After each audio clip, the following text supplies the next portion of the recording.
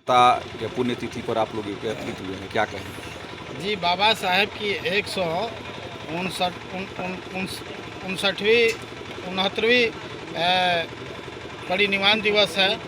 उस और बाबा साहेब को हम लोग यहाँ ब्लॉक के प्रांगण में मनाए और बड़ी उत्साह के साथ और खुशी के साथ मनाए।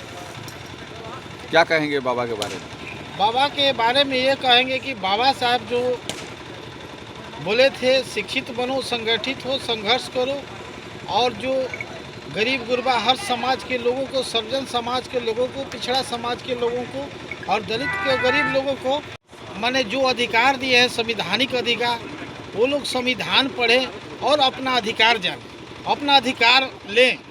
बाबा साहेब ने इतना ही नहीं किए हैं, इस धरती पर जितने पेड़ पौधा पशु और तमाम लोग जीव जंतु हैं, सबको सुरक्षा देने का संविधान में बाबा साहब ने अधिकार दिए हैं।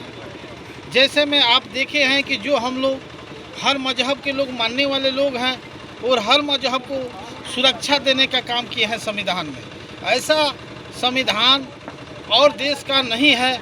हर जो देश में है संविधान ऐसा है कि रोज़ वहाँ मारकाट होता है, जो बहुत कुछ होता है। बाकी यहाँ भारत की संविधान ऐसा है कि जहाँ भी कुछ हुआ तो तुरंत बाबा साहब की संविधान के दायरा में आते हैं तो तुरंत आपको जेल के सलाख जाना पड़ता है। आज हम लोग भी एकमा के ब्लॉक के प्रांगण में हम लोग आज कार्यक्रम रखे हैं और इस कार्यक्रम के तहत किया गया। अरे ये तो बाबा साहब, यदि इस देश में बाबा साहब नहीं होते तो यहाँ के गरीब गुरबा जो भी लोग हैं उनकी क्या हालत होती ये तो समय बताता। लेकिन यहाँ बाबा साहब ने जो संविधान के अंतर्गत जो अपनी यहाँ विशेषता दिए हैं, यहाँ उसके तहत सभी लोग आगे बढ़ रहे हैं। क्या कहेंगे समाज के लोगों के लिए?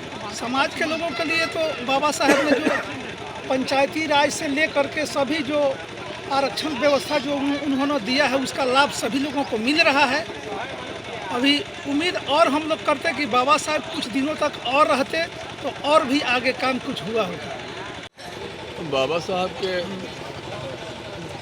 परिनिर्वाण दिवस मनाकर और जन्मदिन मनाकर बाबा साहब की जो उद्देश्य थी उस देश को तमाम अपने लोगों के बीच में भेजने और जनाने का काम और व्यवस्था करने का काम मैं लोगों को बताने का काम किया करता हूँ हम लोगों ने, और ये हम लोग हर साल करते हैं।